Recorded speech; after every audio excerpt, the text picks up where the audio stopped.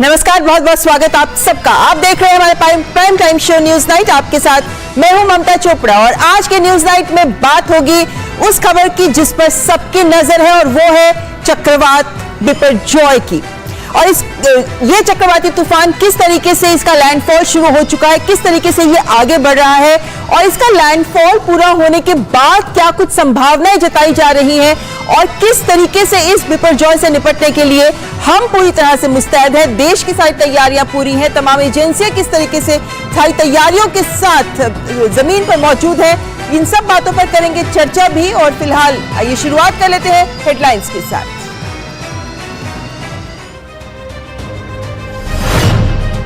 अति प्रचंड चक्रवाती तूफान बिपरजॉय का गुजरात में जखाऊ तट के पास शुरू हुआ लैंडफॉल। देर रात तक जारी रहेगी लैंडफॉल की प्रक्रिया। 115 से 125 किलोमीटर प्रति घंटे की रफ्तार से चल सकती हैं हवाएं। तटीय इलाकों में तेज हवा के साथ हो रही है बारिश, उठ रही है 2 से 3 मीटर की लहरें।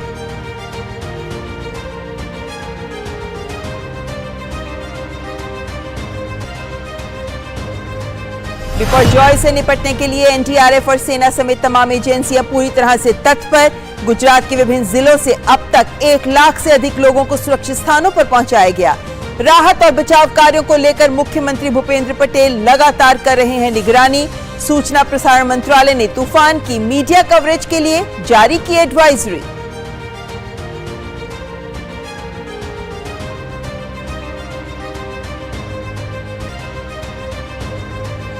पश्चिम बंगाल में पंचायत चुनाव के लिए नामांकन का काम हुआ खत्म। आखिरी दिन भी कई जगह पर हिंसा की खबरें।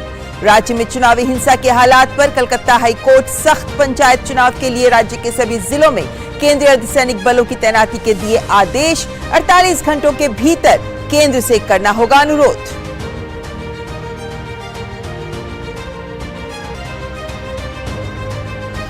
भारतीय कुश्ती संघ के पूर्व अध्यक्ष बृजभूषण सिंह के खिलाफ नाबालिग मामले में पुलिस ने दाखिल की कैंसिलेशन रिपोर्ट।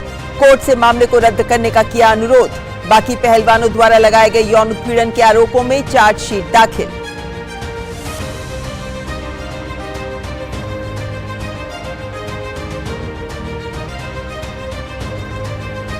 रक्षा क्षेत्र में आत्मनिर्भर हो रहा है भारत। रक्षा मंत्रालय ने हैदराबाद की ICOMM टेली लिमिटेड के साथ 1035 उपकरणों की खरीद के लिए 500 करोड़ रुपए के एक अनुबंध पर किए हस्ताक्षर। भारतीय सेना की संचार प्रणाली होगी और मजबूत।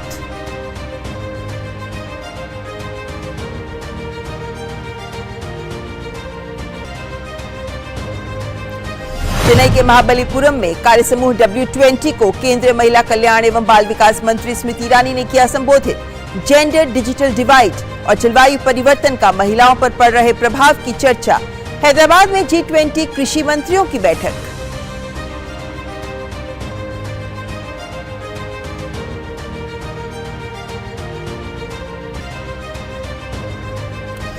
और खेलों में एशियन क्रिकेट काउंसिल ने एशिया कप 2023 की तारीखों का किया ऐलान। 31 अगस्त से 17 सितंबर तक पाकिस्तान और श्रीलंका में खेला जाएगा टूर्नामेंट। 4 मैच पाकिस्तान और बाकी मैच श्रीलंका में होंगे। भारत, पाकिस्तान, श्रीलंका, बांग्लादेश, अफगानिस्तान और नेपाल की टीमें लेंगी हिस्सा।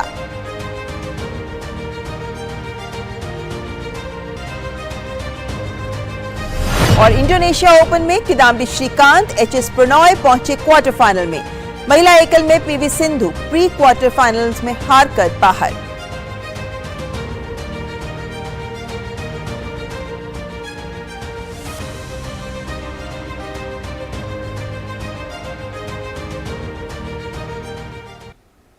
तो आइए सबसे पहले चक्रवाती तूफान की खबर से ही करते हैं शुरुआत, क्योंकि ये वो चक्रवाती तूफान है जिसे अति प्रचंड की श्रेणी में रखा गया है। और इस अति प्रचंड चक्रवाती तूफान बिपरजॉय का कच्छ और सौराष्ट्र में लैंडफॉल शुरू हो चुका है। सौराष्ट्र और कच्छ में इस लैंडफॉल की वजह से भारी बारिश हो रही है और यह कहा जा रहा है कि मध्य रात्रि तक इसका लैंडफॉल, ये एक प्रक्रिया है और इस लैंडफॉल की प्रक्रिया मध्य रात्रि तक पूरी हो सकती है। राहत और बचाव कार्य भी पूरी तैयारी के साथ हमारी एजेंसियां जमीन पर मौजूद हैं और बिपरजॉय का असर फिलहाल मुंबई और राजस्थान में भी देखा जा रहा है, जहां मुंबई के मौसम के तेवर बदल गए हैं।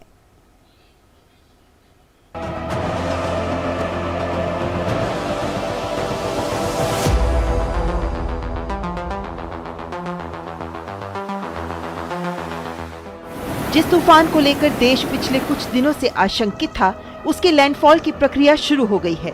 मौसम विभाग का कहना है कि अति प्रचंड चक्रवाती तूफान बिपरजॉय का कच्छ सौराष्ट्र में लैंडफॉल शुरू हो गया है। मध्यरात्रि तक लैंडफॉल जारी रहेगा। साइक्लोन का जो केंद्र है इसको आई बोला जाता है और ये जो आई आप देख रहे हैं यहाँ, इसका डायमीटर है लगभग 50 किलोमीटर। सो ये जो स्पीड पे चल रहा है अभी, जैसे 13-14 किलोमीटर स्पीड में अभी आगे बढ़ रहे हैं, इसलिए कम्प्लीटली आई वॉल क्लाउड पूरा अंदर जाने के लिए लगभग 5 घंटा लग जाएगा। इसीलिए हम बोल रहे हैं मिडनाइट तक ये पूरी साइक्लोन का जो आई रीजन है और आई वॉल यानी वॉल क्लाउड है वो लैंड पे आ जाएगा। लैंडफॉल के बाद सौराष्ट्र कच्छ में भारी बारिश हो रही है। आगे और तेज बारिश की संभावना है। अभी तूफान की रफ्तार कम है, लेकिन धीरे धीरे इसकी रफ्तार और तेज होगी। बाद में इसकी रफ्तार 125 से 140 किलोमीटर प्रति घंटे तक जा सकती है। तेज हवाओं के चलते कुछ जगहों पर पेड़ गिर गए हैं। तमाम इलाकों में काले बादल छा गए हैं। तेज बारिश हो रही है। एनडीआरएफ के महानिदेशक अतुल करवाल ने बताया कि गुजरात में एनडीआरएफ की 18 टीमें तैनात हैं। अब तक 1 लाख से अधिक लोगों को सुरक्षित स्थानों पर पहुंचाया गया है। ऐसे गांव में रहते हैं जो 0 से 5 किलोमीटर के एरिया में आते हैं तट के, या जो निचान वाले क्षेत्र के गांव हैं जहां पानी भरने की पॉसिबिलिटी है या पहले पानी भरता है, ऐसी सिचुएशंस में वहां से लोगों को जो वल्नरेबल हैं इवैक्यूएट करके इन जगह पे ले जाया गया है 1 लाख के आसपास।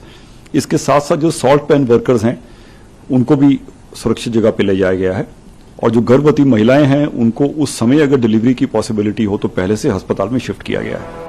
गुजरात और केंद्र सरकार ने तमाम एजेंसियों के साथ मिलकर कई दिन से राहत और बचाव कार्य शुरू कर दिए थे। वहीं सेना भी पूरी तरह से मुस्तैद है।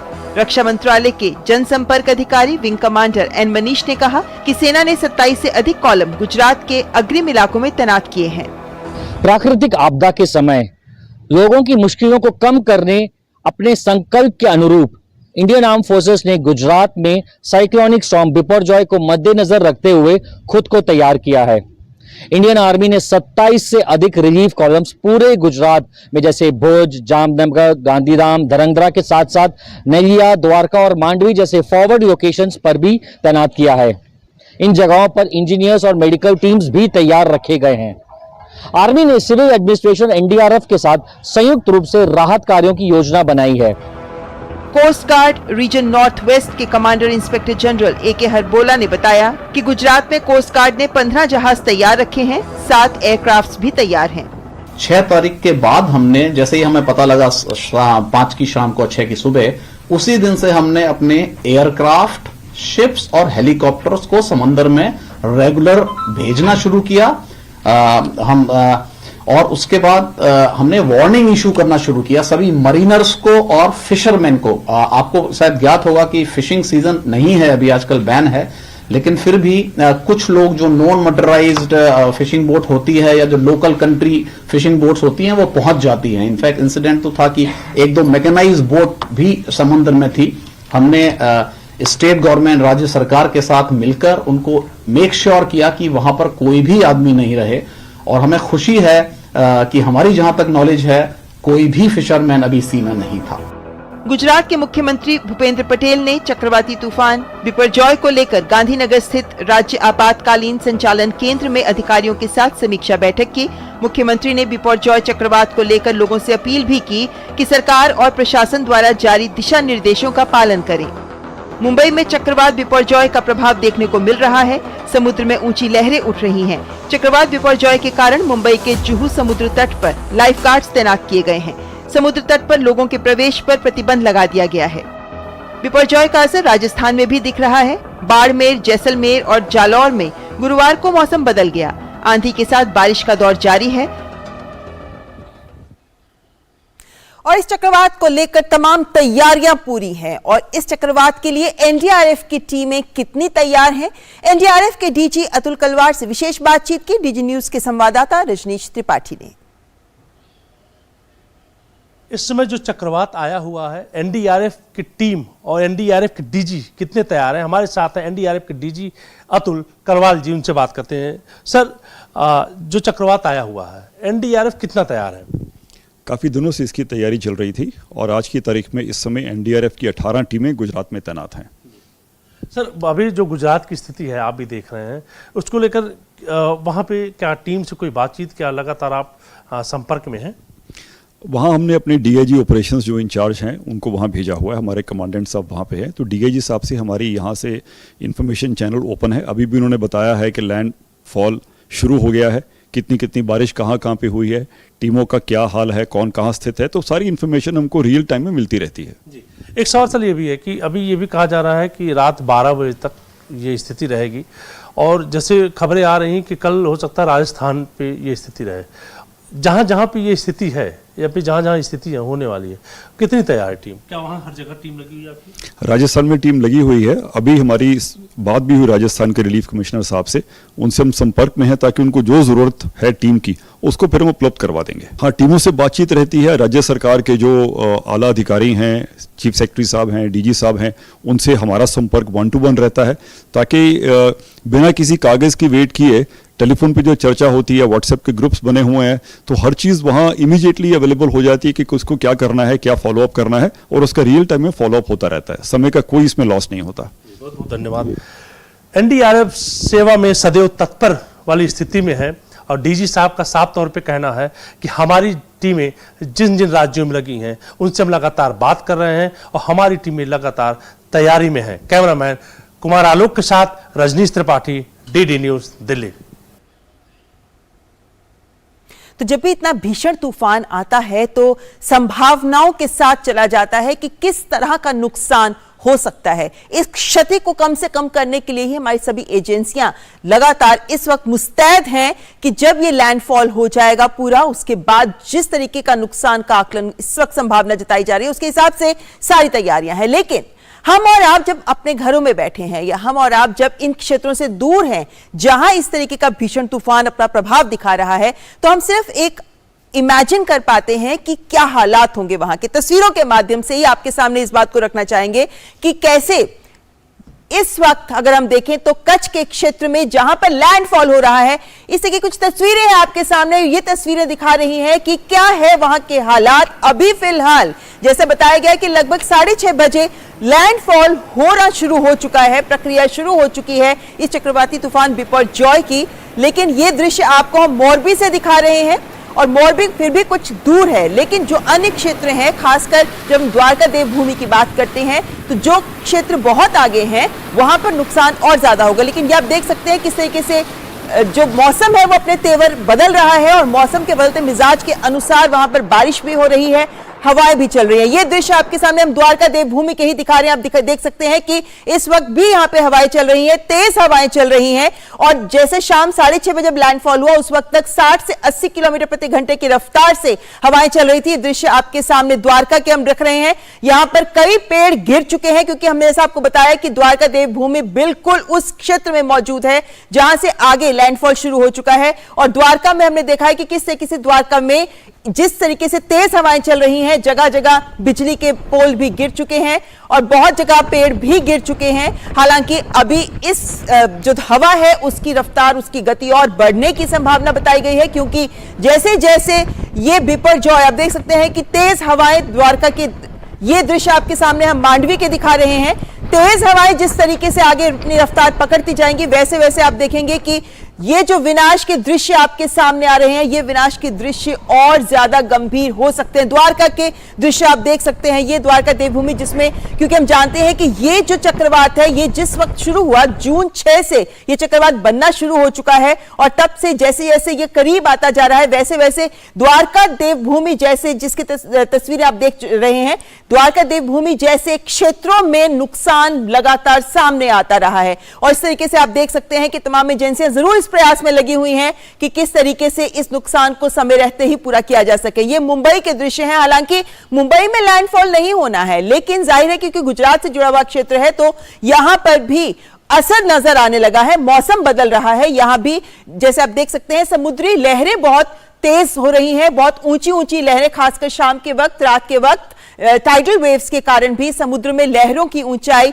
देखी जा सकती है। तो मौसम को देखते हुए ही मुंबई में भी सभी लोग मुस्तैद हैं। लेकिन जिस तरीके की अपेक्षा की जा रही है कि मौसम और ज्यादा तीव्र रूप धारण कर सकता है, उसके मद्देनजर एजेंसियां भी हमारी मुस्तैद है। लेकिन इस चक्रवात के बारे में आपके सामने रखना चाहेंगे, आप देख सकते हैं जिसमें आपके सामने रखा है कि ये जो चक्रवात है इसमें द्वारका, जामनगर, पोरबंदर, मांडवी और कराची के बीच इसका लैंडफॉल कहा जा रहा है, जिसकी प्रक्रिया शुरू हो चुकी है, आगे आगे बढ़ रहा है। लेकिन ये जो आपके सामने हमने अलग अलग रंगों में ये दिखाया है, ये दिखाता है कि कैसे हवा की गति धीरे धीरे तेज होती है। ये केंद्र है इस बिपरजॉय का, चक्रवात का केंद्र है ये, जहां पर हवा की गति आप देख सकते हैं 118 किलोमीटर प्रति घंटे से अधिक होती है। ऐसे में यहां से 90 से ज्यादा, उसके बाद 118 तक और उसके बाद 118 से ऊपर की गति। तो जैसे जैसे ये चक्रवात जैसे जैसे गुजरात के कच्छ की ओर आगे बढ़ता जाएगा, वैसे वैसे हम देख रहे हैं कि ये जैसे जैसे चक्रवात आगे जाएगा वैसे वैसे ये चक्रवात की गंभीरता और हवाओं की तीव्रता भी बढ़ती जाएगी। हवाओं की तीव्रता के साथ साथ बारिश भी तेज होती जाएगी और इसी कारण से ये पूरा इलाका जो है, इस पूरे इलाके पर पूरा ध्यान रखा गया है, जिसमें मांडवी, पोरबंदर, द्वारका, ये तमाम क्षेत्र हैं जहां पर पूरी तैयारी के साथ एजेंसीज भी मौजूद हैं। आप देखें तो ये जो चक्रवात है ये अरब सागर से उत्पन्न हुआ है, दक्षिण अरब सागर से ये उत्पन्न हुआ और जैसे जैसे ये आगे बढ़ा ये अपनी दिशा भी बदलता रहा है। जब ये, क्योंकि 6 जून से जब इसे बनना शुरू हुआ, ये अपनी दिशा बदलता रहा है। उसके बाद इसने भारत की ओर, जब गुजरात की तरफ अपनी दिशा बदली, तो उसके बाद से इसका ये जो इसका रूट चलता रहा, हालांकि अभी आगे तक पहुंच चुका है, लैंडफॉल शुरू हो चुकी है, लेकिन यहां से ये क्षेत्र दिखाता है कि इस तरीके का ये इसका आगे का रास्ता रहेगा। लेकिन चूंकि ये जखाऊ पोर्ट और मांडवी के बीच में यहां पर ही इसका लैंडफॉल शुरू हो चुका है, तो ये अरब सागर से उठता हुआ आगे जा रहा है। ये अरब सागर का समझना बहुत जरूरी है कि इस पूरे क्षेत्र में पिछले 58 वर्षों में इस पूरे क्षेत्र में 13 चक्रवात आए हैं। लेकिन अगर हम गुजरात की बात करते हैं तो गुजरात में ही हम देखें तो पिछले 25 वर्षों में इस तरीके का भीषण चक्रवात ये पहला है। उससे पहले 1998 के अंदर ऐसा एक चक्रवात गुजरात में आया था, जब काफी भारी तादाद में नुकसान हुआ था, 166 किलोमीटर प्रति घंटे की रफ्तार से हवाएं भी चली थी। अगर हम इस चक्रवात की बात करते हैं तो अगर आपके सामने हम इस तस्वीर को रखना चाहें, यह तस्वीर है जब लैंडफॉल नहीं हुआ है, लेकिन हम देख सकते हैं कि यहां बारिश जो ऑरेंज कलर में दिखाया गया और रेड कलर में, द्वारका देवभूमि जो लाल रंग में है, यहां पर भारी बारिश कई दिनों से हो ही रही है और बाकी क्षेत्र में भी इसका असर नजर आ रहा है। आगे बढ़े तो हम पाते हैं लैंडफॉल जो इस वक्त प्रक्रिया शुरू हो चुकी है। ये तस्वीरें पहले ही मौसम विभाग जारी कर चुका था कि जब लैंडफॉल होगी तो इस पूरे क्षेत्र में, गुजरात के सौराष्ट्र के क्षेत्र में, इस पूरे क्षेत्र में तेज बारिश होगी और इसका असर अगर आप आगे देखें तो जैसे जैसे ये कच्छ से आगे गुजरेगा वैसे वैसे ये राजस्थान की ओर प्रस्थान करेगा। राजस्थान तक जब ये पहुंचेगा तो दक्षिण राजस्थान में खासतौर पर बहुत तेज बारिश होगी जो 16-17 जून तक होगी और उसके बाद ये आगे निकल जाएगा और इसकी जब लैंडफॉल हो जाता है उसके बाद जो चक्रवात होता है वो बहुत कमजोर हो जाता है और इसी वजह से उसके बाद इसका नुकसान भी कम होता चला जाता है। तो इस वक्त की जो तस्वीरें आपके सामने हमने रखी, लेकिन के जमीनी हालात कैसे हैं, कैसे कैसे ये चक्रवात आगे बढ़ रहा है, इस पर बात करने के लिए हमारे संवाददाता सीधा ग्राउंड से, जीरो से हमारे साथ जुड़ रहे हैं। कच्छ से हमारे साथ तापस जुड़ रहे हैं और मोरबी से रवि मोटवानी जुड़ रहे हैं। मुंबई में भी कैसे हालात हैं, कैसा है मौसम, जानने के लिए शिशिर भी हमारे साथ जुड़ रहे हैं। सबसे पहले कच्छ का रुख करते हैं, लेकिन उससे पहले आइए मोरबी चलते हैं और मोरबी में रवि मोटवानी हमारे साथ जुड़े हुए हैं। रवि, जैसा हमने सुना जब पीसी हुई है मौसम विभाग की, तब इस बात को स्पष्ट रखा गया कि लैंडफॉल शुरू हो चुका है। जैसे जैसे केंद्र इसका आगे तट से टकराएगा वैसे वैसे अभी और तेज हवाएं देखने को मिल सकती हैं। मोरबी में इस वक्त मौसम कैसा है, कैसा असर दिख रहा है इस लैंडफॉल का?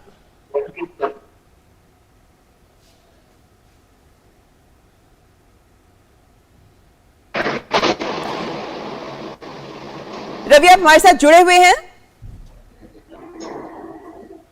हेलो जी, अगर हमारी आवाज आ रही है आपको रवि, तो बताइए हमें जरा मोरबी में इस वक्त कैसा है मौसम और ये जो लैंडफॉल की बात की जा रही है कि धीरे धीरे आगे बढ़ रहा है, तो इसके बढ़ने से क्या मौसम में बदलाव नजर आ रहा है मोरबी में? जी जरूर से बता देता हूँ।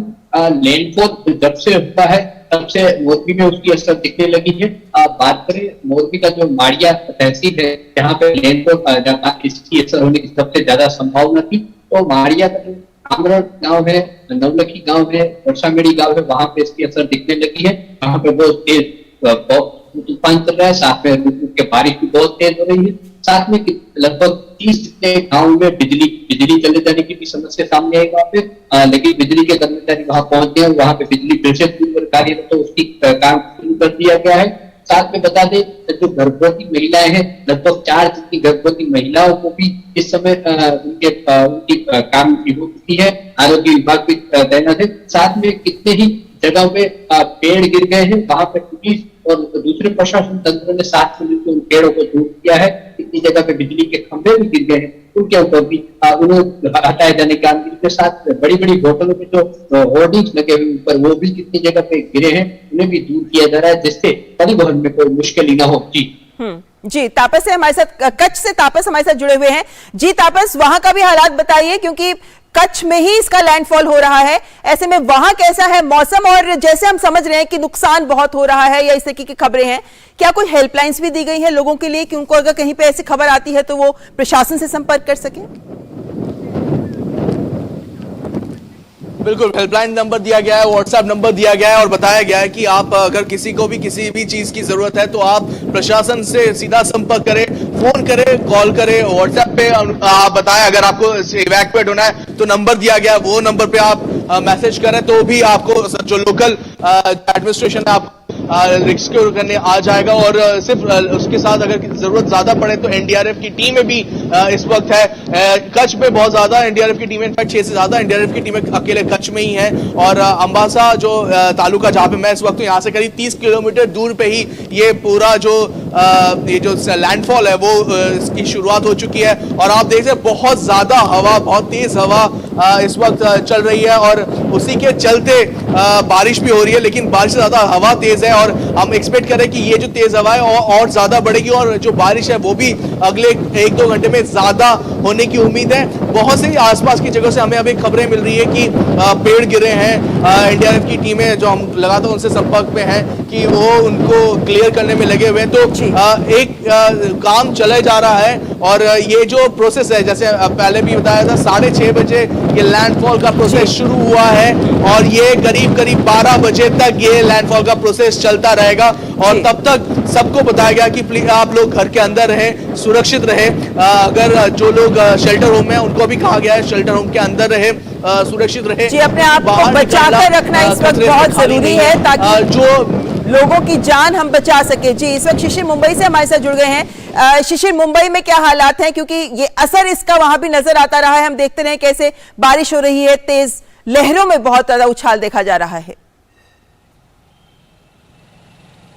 बिल्कुल, हालांकि देखिए पिछले 2 दिन अगर देखा जाए इसका काफ़ी स्पष्ट असर मुंबई पर दिखाई दे रहा था। मुंबई ही नहीं बल्कि मुंबई के जो सटा हुआ कोस्टल इलाका है वहाँ पर भी अगर देखा जाए तो तेज़ हवाएं चल रही थी। तेज़ हवाओं के साथ साथ जो रफ सी वेदर कंडीशंस है वो भी हम यहाँ पे देख पा रहे थे और उसी के कारण हम देख पा रहे हैं कि हाई टाइड के दौरान अमूमन जो अगर देखा जाए जो वेव्स होती है, जो लहरें होती हैं वो इतनी बड़ी नहीं होती, लेकिन चक्रवाती तूफान के कारण अब जबकि लहरों की ऊंचाई देखें तो काफ़ी ज़्यादा थी। सुबह के वक्त भी हमने जब मुंबई के किनारों पर देखा, जो कोस्ट लाइन थी वहाँ पर भी अगर देखा तो जो सी लेवल था वो बढ़ चुका था और साथ ही साथ जो हाई टाइड थी वो बढ़ चुकी थी। हालांकि सुबह का वो वक्त था जब चक्रवाती तूफान जो है ये समुद्र में था, लेकिन अब चूंकि ये लैंडफॉल होना शुरू हो चुका है तो ऐसे में अब मुंबई की स्थिति काफी सामान्य होती दिखाई दे रही है।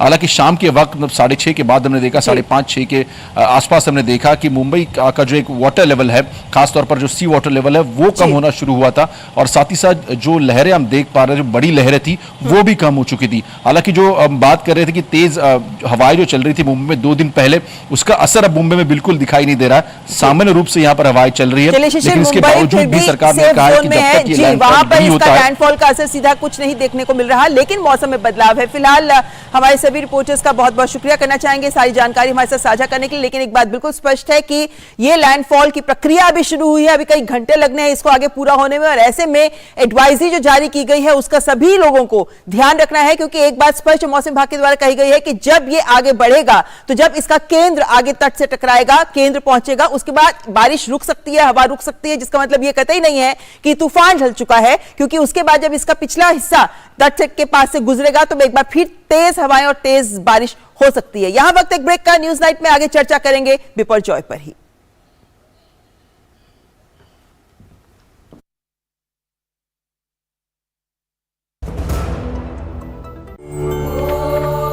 Yoga, in the ancient Indian language Sanskrit, means to conjoin. Conjoining our body with the mind and conjoining our soul with the universal spirit is yoga. In the 20th century, some of these antique but evergreen ideas were tested with the scientific tools to ascertain and demonstrate their veracity in a world that craved for empirical evidence.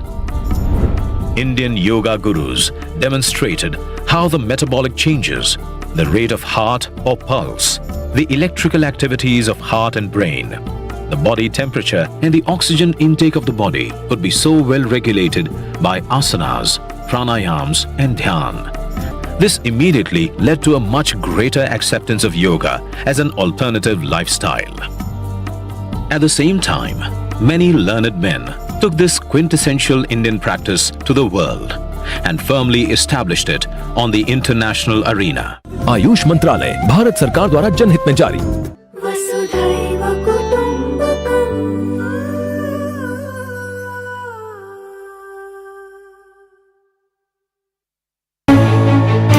बात development की हो या technology की, आज का नया भारत हर क्षेत्र में हो रहा है advance. New generation new idea के साथ एक न्यू इंडिया का निर्माण कर रही है और ये सब कुछ संभव हो पा रहा है देश के उन समस्त जिम्मेदार नागरिकों के द्वारा। समय पर अदा किए गए एडवांस टैक्स से आप भी समय पर एडवांस टैक्स अदा करके देश की तरक्की में भागीदार बनिए।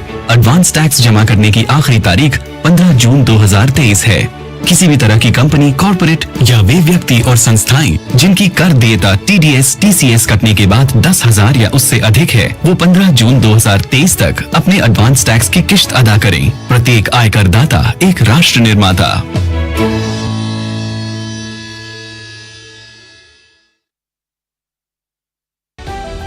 समाज की बेड़ियां तोड़कर हासिल किए अनोखे मुकाम,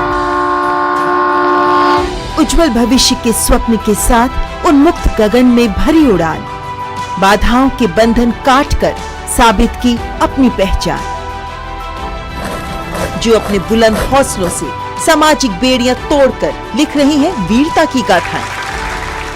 मैं उन्मुक्त, मैं स्वच्छंद, मेरा ध्येय अनंत, मेरी दिशा अनंत। मिलिए इन प्रेरणादायक शख्सियतों से मेरे साथ कार्यक्रम तेजस्विनी में, सिर्फ DD न्यूज पर।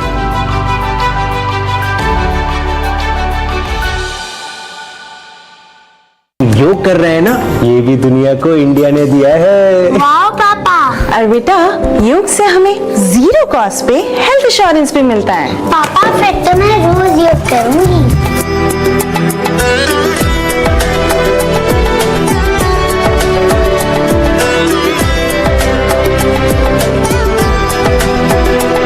संग संग चलो बढ़ते रहो, योग सभी करते रहो। संग संग चलो बढ़ते रहो, योग सभी करते रहो। योग करने से स्मरण शक्ति बढ़ती है, सब आसानी से याद हो जाता है। योगा ही जीवन का एक आधार है। योग से बॉडी बहुत फ्लेक्सिबल होती है। बढ़ते रहो, योग सभी करते रहो। आयुष मंत्रालय भारत सरकार द्वारा जनहित में जारी।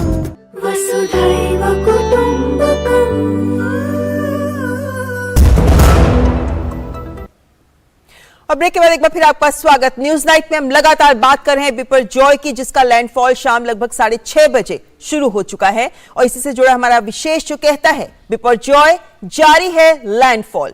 चर्चा के लिए हमारे साथ जुड़े हैं विशिष्ट मेहमान डॉक्टर KJ रमेश, जो IMD मौसम विभाग के ही पूर्व महानिदेशक हैं, प्रोफेसर चंदन घोष जो प्रोफेसर हैं national institute of disaster management में, और साथ ही हमारे साथ जुड़े हैं राकेश रंजन जी जो NDRF में ऑपरेशंस में सेकंड इन कमांड। आप सभी का बहुत बहुत स्वागत है। डॉक्टर KJ रमेश, सबसे पहले चूंकि तमाम खबरें आपके पास भी आती रही हैं कि किस तरीके से ये आगे बढ़ रहा है, किस तरीके से मौसम में परिवर्तन हो रहा है इत्यादि, ऐसे में जो आकलन मौसम विभाग की तरफ से दिया जा रहा था पहले से ही कि क्या इसका रास्ता रहेगा, किस तरीके की इसकी तीव्रता रहेगी जैसे जैसे आगे बढ़ेगा, तो सब कुछ अपेक्षा के अनुरूप ही है क्या? क्या बिल्कुल ममता जी, ये बोला गया था खटाव पोर्ट और कराची के बीच में साइक्लोन क्रॉस करेगा। अब जो है नलिया का जस्ट ऊपरी तरफ में अभी लैंडफॉल हो रही है, close to India border Sir Creek बोल के है, वहीं पर ही लैंडफॉल हो रही है. So it is very much with in the range, forecasted range, well before 4-5 days से जो ट्रैक दिया जा रहा था उसी हिसाब से गया है. एंड हाई विंड भी अभी जो है ग्राउंड पे भी महसूस हो रहा है. वो द्वारका, मांडवी और भुज एरिया में सबसे स्ट्रांग विंड चल रहे, हवाई चल रही है, तेज हवाई चल रहे हैं. एंड पोरबंदर तक 70 किलोमीटर की स्पीड है. इस एरिया में द्वारका और भुज तक 90 से 100 किलोमीटर पर आवर की तेजी से हवाई चल रही है.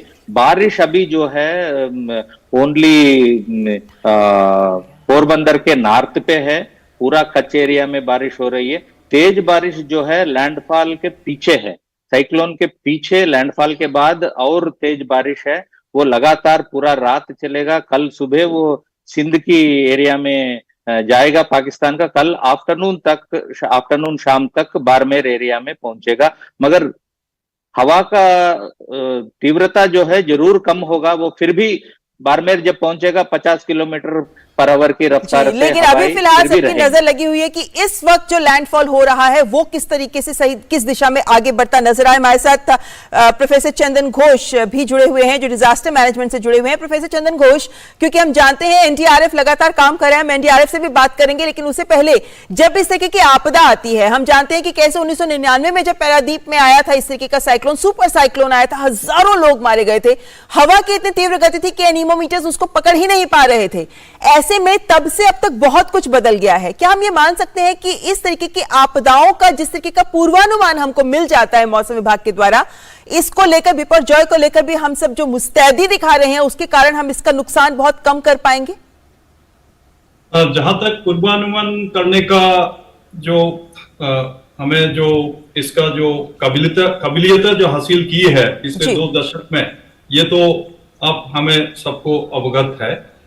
जहां तक नुकसान की बात है, इसमें हमें इस तरह जो हर साल 2-4 जो इस तरह से जो साइक्लोन चक्रवात आ रहे हैं, इसमें हमें पहले से उस एरिया को हमें निगरानी करके दिखना है. ये जैसे अभी आपके पत्रकार 0 पॉइंट में जाकर के अपना जो वहां पे जोखिम, अपना जीवन का जोखिम में ढाल करके जो उन्होंने अवेयरनेस का एक जो वो दे रहे हैं सबको, पूरा देशवासी को, पूरा दुनिया को. अब इसका पीछे जो है हमें देखना है, इस तरह डेटाबेस को लेकर के हमें आगे से बहुत जल्दी से जल्दी एक टीम गठित किया जाए. और ऐसे जैसे 100 किलोमीटर, 200 किलोमीटर, 150 किलोमीटर रफ्तार से जब हवा बहेगी, तब कौन कौन सा स्ट्रक्चर, कौन कौन सा जैसे पेड़ है, क्या उसमें जो और जो स्टैब्लिशमेंट है इसको काटना पड़ेगा, हटाना पड़ेगा पहले, क्योंकि 3-4 दिन से बताया जा रहा है. 3-4 दिन से जो बताया जा रहा है, हम तैयार है, हम बैठे हुए हैं वहां पे, ऐसा नहीं. लेकिन जो नुकसान होने का जो और जो स्टैब्लिशमेंट्स है, इसको हमें चेक करके पहले से ही, पेड़ काटना है तो काट देंगे उसको. अगर कोई बिजली का जो खंभा जो गिराना है उसको गिरा देना चाहिए. तो इस तरह जो है टीम के दौरान ये डेटा को लेकर के इस तरह जो हम प्रचार कर रहे हैं, प्रचार के साथ इसका एक्सपीरियंस को साथ लेते हुए हमें जल्दी से जल्दी एक टीम गठित करके, यानी प्रोफेसर घोष आप ये कहना चाहते हैं कि जी आपकी बात को मैं स्पष्ट शब्दों में एक बार दर्शकों के सामने रख दूं कि आप ये कहना चाहते हैं कि चूंकि इस तरह की आपदाओं में जब नुकसान ज्यादा होता है वो उन चीजों की वजह से होता है, जैसे बिजली के खंभे जो गिरते हैं, तो ये चीजें गिरती हैं, उससे जान माल का नुकसान ज्यादा हो पाता है. इसलिए इस नुकसान का पहले ही आकलन कर लेना चाहिए ताकि उस वक्त इनके गिरने से नुकसान कम हो. हमारे साथ राकेश रंजन जी भी हैं जो एनडीआरएफ से ही हैं. राकेश जी, इस वक्त हम समझ सकते हैं कि जब ऐसी आपदाएं आती हैं जिनकी फ्रीक्वेंसी बहुत बढ़ रही है, आप लोगों के लिए चुनौती बहुत बड़ी होती है. एनडीआरएफ को देश सलाम करता है जिस तरीके से आप आपदाओं में राहत कार्य और बचाव कार्य करते हैं. ऐसे में बिपरजॉय को लेकर आप देशवासी को कैसे आश्वस्त करेंगे? इसकी चुनौती कितनी बड़ी लगती है आप लोगों को, अगर हम अन्य अनुभवों की भी बात करते हैं तो? एनडीआरएफ को पिछले कई वर्षों में साइक्लोन का बहुत बड़ा अनुभव है. और इस साइक्लोन की बात मैं करूं, 6 जून को आईएमडी ने बहुत ही एक्यूरेट प्रेडिक्शन किया था और उसी पाथ पे लगभग साइक्लोन आगे बढ़ रहा है. हमारे पास तैयारी का बहुत समय था केंद्र सरकार और राज्य सरकार दोनों ने मिलकर छोटी सी छोटी बारीक चीजों को ध्यान में रखकर तैयारी की है। आवश्यकता अनुसार टीमों को तैनात किया गया है। एसडीआरएफ और एनडीआरएफ की ज्वाइंट टीमें तैनात है वहां पर। छोटी बात में जैसे मैंने कहा, प्रेग्नेंट लेडीज अगर उस किसी इलाके में है, उनका पहले ही इवैक्यूएशन कर लिया गया है। ऐसे समय में अगर आवश्यकता पड़ जाए जिसको इवैक्यूएशन ना करना हो, इसकी तैयारी पहले ही से कर ली गई थी। एहतियातन बिजली कब काटनी है, अभी बिजली कई इलाकों में कटी हुई है, क्योंकि साइक्लोन से जब पेड़ वगैरह वीक स्ट्रक्चर गिरते हैं तो बिजली से इलेक्ट्रिक्यूशन का खतरा रहता है।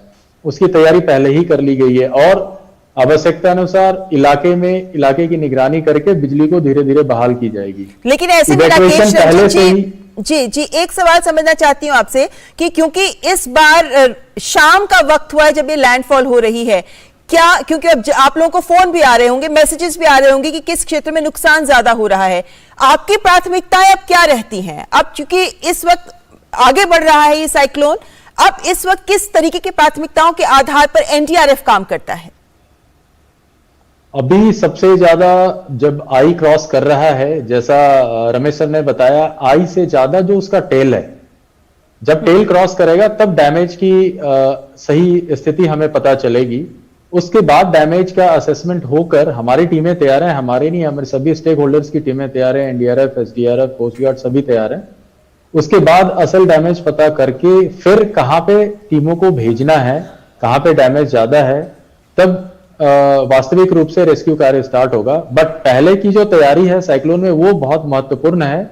आपने देखा होगा, आपके संवाददाताओं ने जाकर देखा होगा, पहले से ही मोस्टली प्लेसेस पे इवैक्यूएशन कर लिया गया है। जो सॉल्ट लेबरर्स हैं उनको पहले ही इवैक्यूएट कर लिया गया है। 6000 से ज्यादा सॉल्ट लेबरर्स को भी इवैक्यूएट कर लिया गया है। लोगों को साइक्लोन सेंटर्स में इवैक्यूएट कर लिया गया है। जान माल का कम से कम नुकसान हो इसका इंतजाम काफी हद तक कर लिया गया है। जो कुछ नुकसान होगा तेज हवाओं की बाद वो लैंडफॉल प्रोसेस टेल गुजरने के बाद असेसमेंट करके, और हमारी टीमें तैयार हैं रात में कार्य करने के लिए, सारी टीमें तैयार हैं।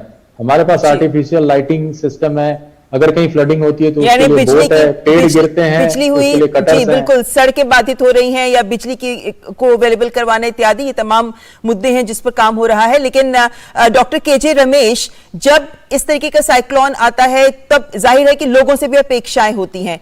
मौसम विभाग के द्वारा भी कई बातें बार बार लोगों तक पहुंचाई जाती हैं।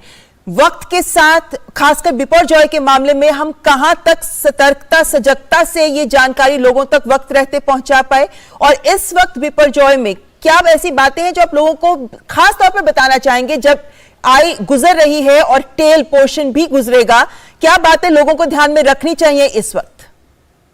बिल्कुल, ये सब समाचार जो है हर घंटे का अपडेट आज सुबह से मौसम विभाग से साइक्लोन बिपरजॉय के बारे में दिया जा रहा है।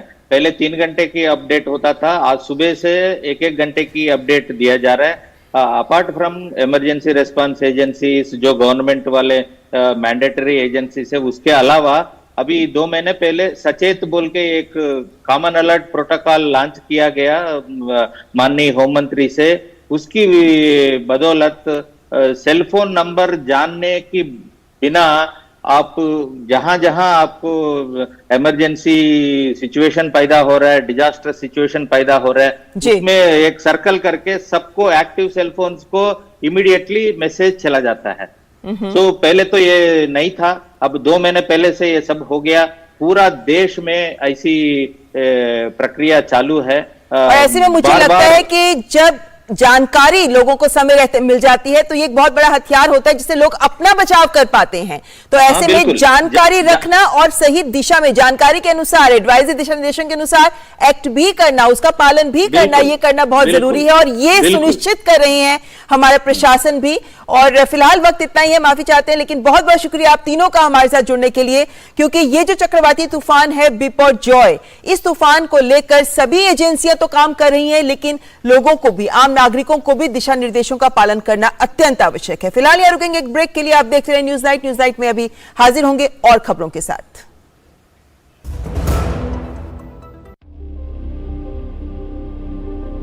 हर बार का अंतर्राष्ट्रीय योग दिवस पिछले से भी बड़ा होते गया है और अब ये दुनिया में योग ने अपना जगह बनाने में सफलता प्राप्त की है। तो इसलिए हम चाहते हैं कि आप भी 21 जून को शामिल हो जाइए और दुनिया का ये जो योग उत्सव को बड़े आकार में उसको सजाइए।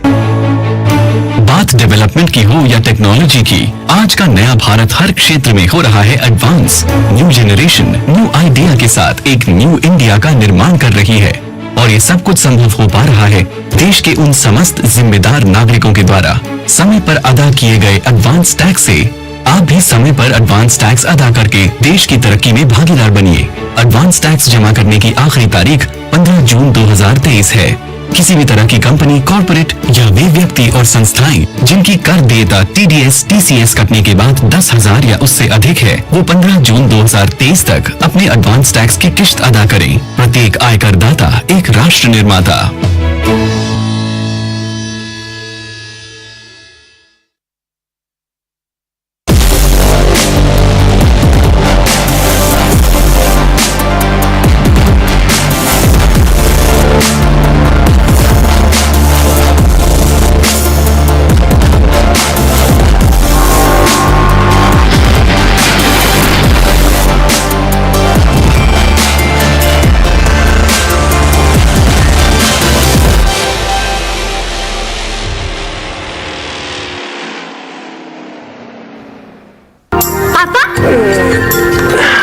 पापा, क्या आर्यभट्ट ने जीरो की खोज की थी?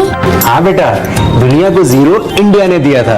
और ये जो हम योग कर रहे हैं ना, ये भी दुनिया को इंडिया ने दिया है। वाह पापा। और बेटा, योग से हमें जीरो कॉस्ट पे हेल्थ इंश्योरेंस भी मिलता है। पापा, फिर तो मैं रोज योग करूंगी।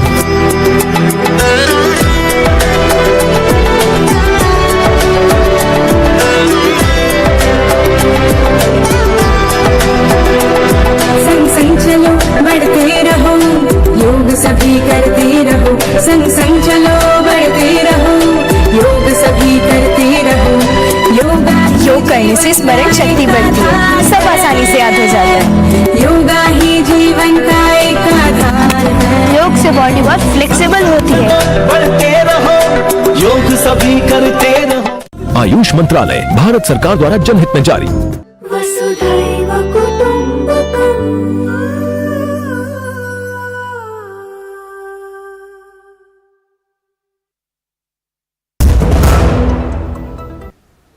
अब ब्रेक के बाद बात पश्चिम बंगाल की, जहां हिंसा मानो चुनावों का पर्याय बन गई है। यहां पंचायत चुनाव के नामांकन के आखिरी दिन भी हिंसक झड़प हुई। राज्य में मारपीट, पत्थरबाजी, बमबारी के साथ साथ गोलीबारी की घटनाएं भी हुई। पश्चिम बंगाल भाजपा अध्यक्ष ने कहा है कि पश्चिम बंगाल में भयंकर स्थिति है। इस स्थिति में चुनाव होना नामुमकिन है। कलकत्ता हाईकोर्ट के मुख्य न्यायाधीश खंडपीठ ने 8 जुलाई को होने वाले पंचायत चुनाव के लिए राज्य के सभी जिलों में केंद्रीय अर्धसैनिक बलों की तैनाती के लिए आदेश दिए हैं। पश्चिम बंगाल में चुनावी हिंसा रुकने का नाम नहीं ले रही है। नामांकन के आखिरी दिन भी अलग अलग जगह हिंसक झड़प की खबरें आई। नामांकन के आखिरी दिन बीरभूम जिले के अहमदपुर में सैथिया बीडीओ कार्यालय में हिंसा भड़क गई। कहीं मारपीट, पत्थरबाजी तो कहीं बमबारी के साथ साथ गोलीबारी की घटनाएं हुई। जगह जगह सुरक्षा बल हंगामा करने वाले लोगों को खदेड़ते नजर आए। पश्चिम बंगाल के भाजपा अध्यक्ष ने कहा है कि पश्चिम बंगाल में भयंकर स्थिति है। इस स्थिति में चुनाव होना नामुमकिन है। सेंट्रल फोर्स की जरूरत है। इम्पॉसिबल है शांतिपूर्ण स्थिति में इलेक्शन होना इस सरकार के रहते।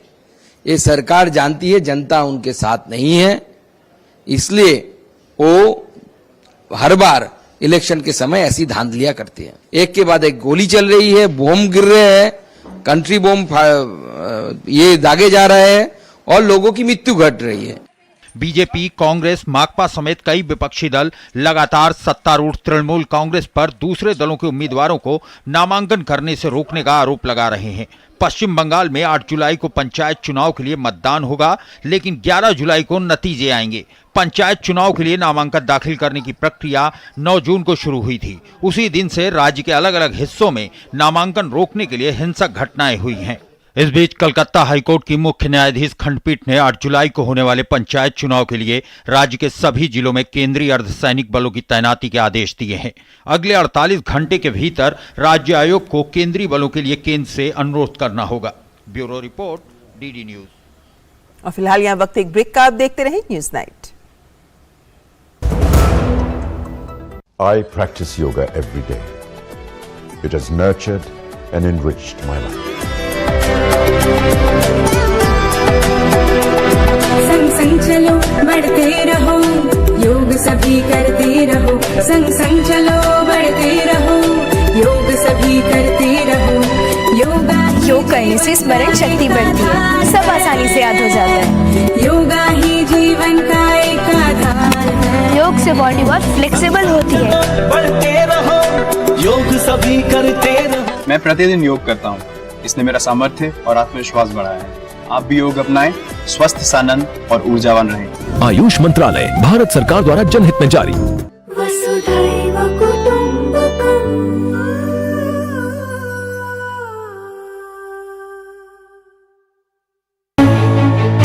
बात डेवलपमेंट की हो या टेक्नोलॉजी की, आज का नया भारत हर क्षेत्र में हो रहा है advance. New generation new idea के साथ एक न्यू इंडिया का निर्माण कर रही है, और ये सब कुछ संभव हो पा रहा है देश के उन समस्त जिम्मेदार नागरिकों के द्वारा। समय पर अदा किए गए एडवांस टैक्स से आप भी समय पर एडवांस टैक्स अदा करके देश की तरक्की में भागीदार बनिए। एडवांस टैक्स जमा करने की आखिरी तारीख 15 जून 2023 है। किसी भी तरह की कंपनी, कॉर्पोरेट या वे व्यक्ति और संस्थाएं जिनकी कर देयता TDS, TCS कटने के बाद 10,000 या उससे अधिक है, वो 15 जून 2023 तक अपने एडवांस टैक्स की किश्त अदा करें। प्रत्येक आयकर दाता एक राष्ट्र निर्माता।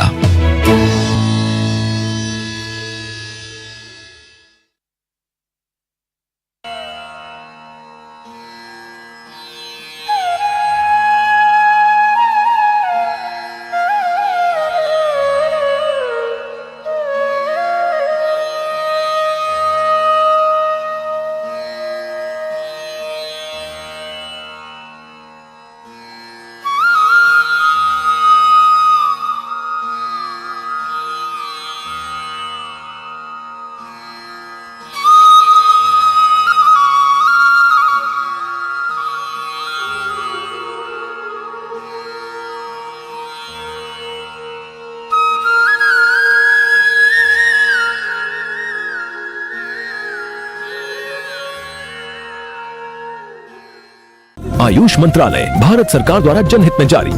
वसुधैव कुटुंबकम्।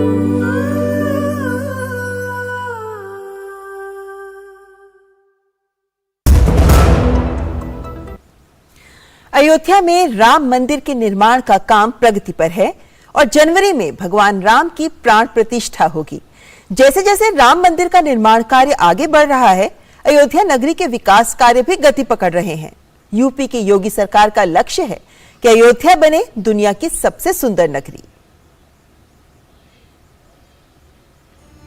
अयोध्या में श्री राम मंदिर निर्माण का काम तेजी से चल रहा है और कहा जा रहा है कि अगले कुछ ही महीनों में मंदिर का भूतल बनकर तैयार हो जाएगा। यूपी के मुख्यमंत्री योगी आदित्यनाथ मोदी सरकार के कार्यकाल के 9 साल पूरे होने पर अयोध्या पहुंचे तो गुरुवार को भरतकुंड में जनसभा को संबोधित किया।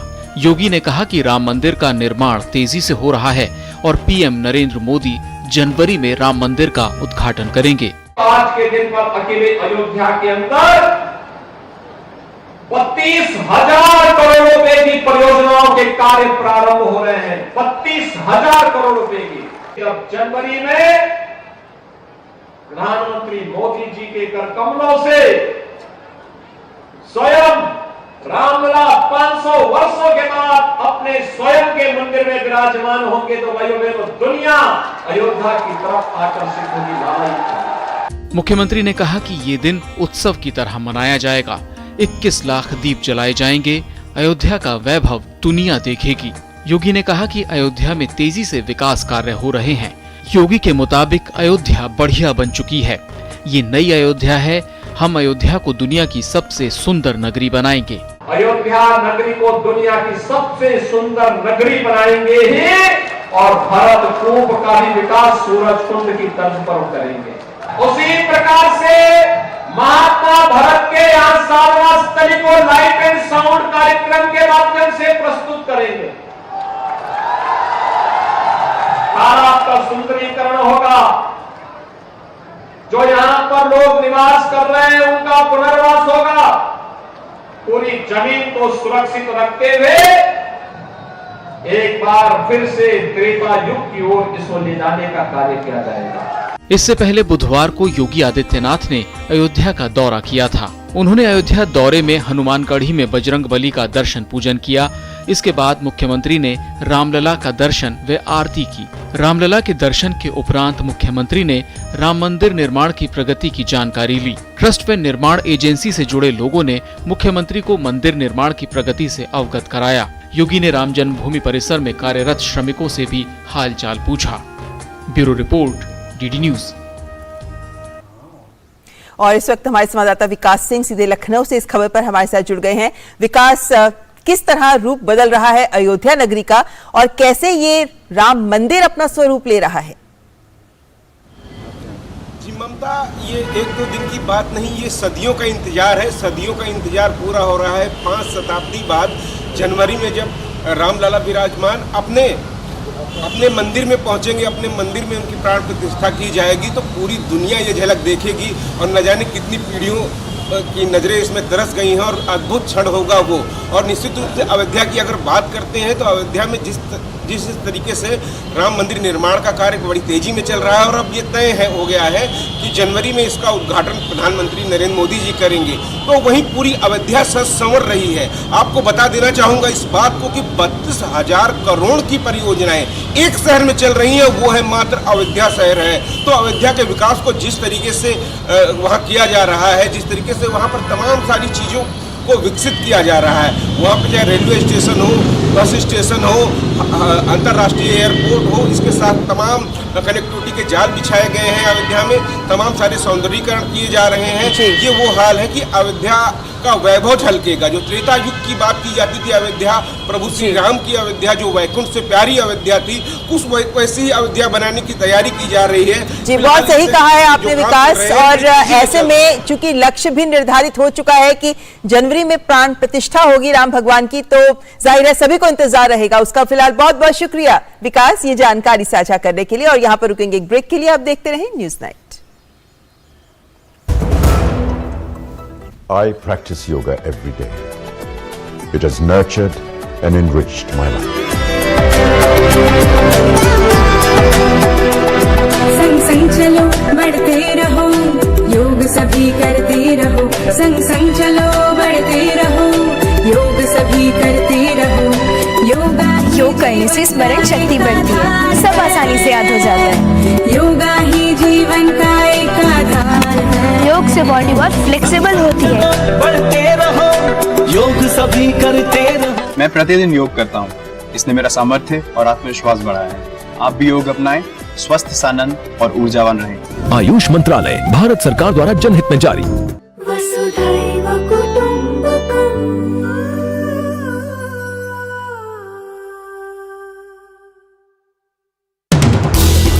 हर दिन हर पल बनती खबरें, बदलती दुनिया, हम लेकर आते हैं आपके लिए बड़ी खबरें, संपूर्ण कवरेज, ताकि आप रहें खबरों के बीच हमारे साथ। मिड डे प्राइम हिंदी सोमवार से शुक्रवार दोपहर 1 बजे सिर्फ डीडी न्यूज पर।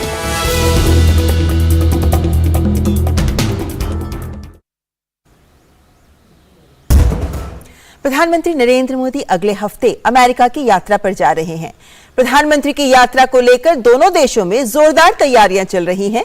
अमेरिकी प्रशासन और अमेरिकी सांसद इस यात्रा को खासी तवज्जो दे रहे हैं, तो भारतवंशी भी उत्साहित हैं।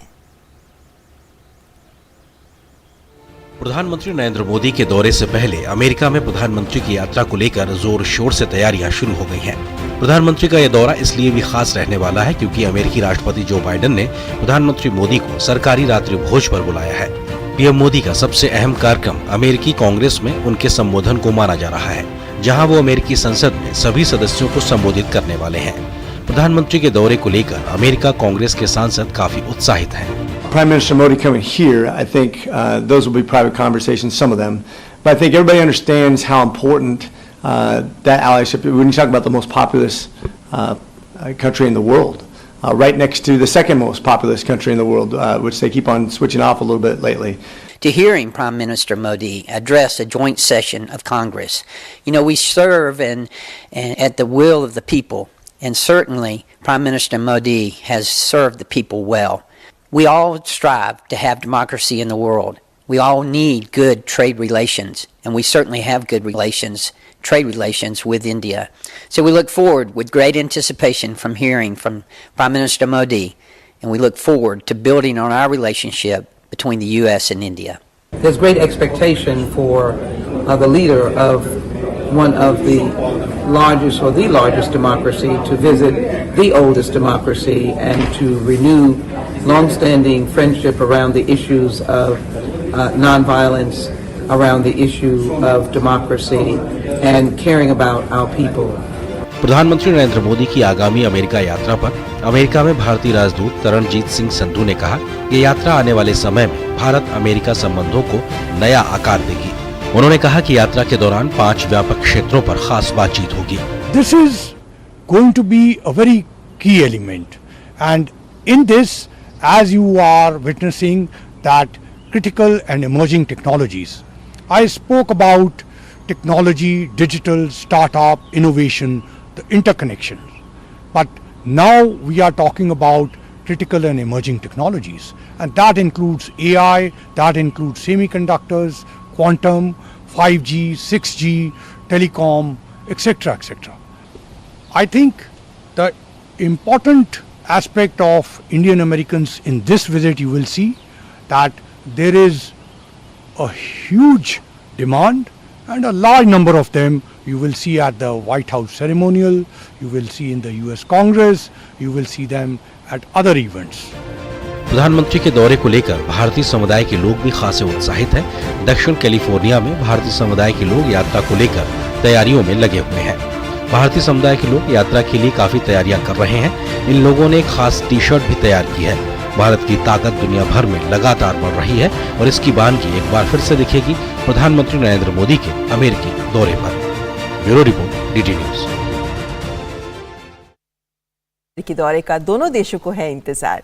और न्यूज नाइट के अंत में हम आपको छोड़े जा रहे हैं देश से ही जुड़ी कुछ खबरों के साथ। आप देखिए ये खबरें तेज रफ्तार में। हमें दीजिए इजाजत। नमस्कार।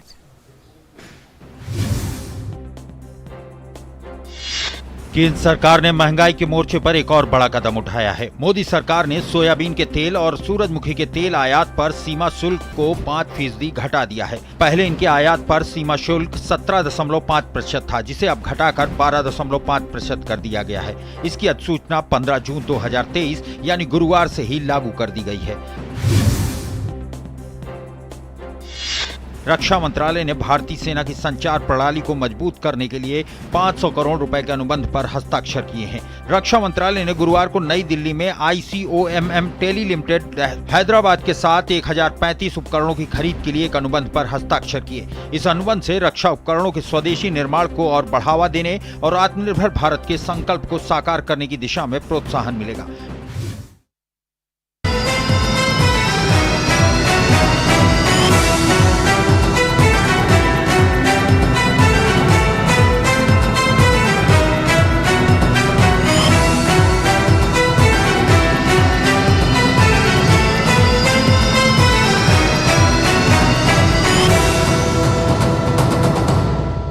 न्यूज नाइट के प्रायोजक थे LIC, हर पल आपके साथ।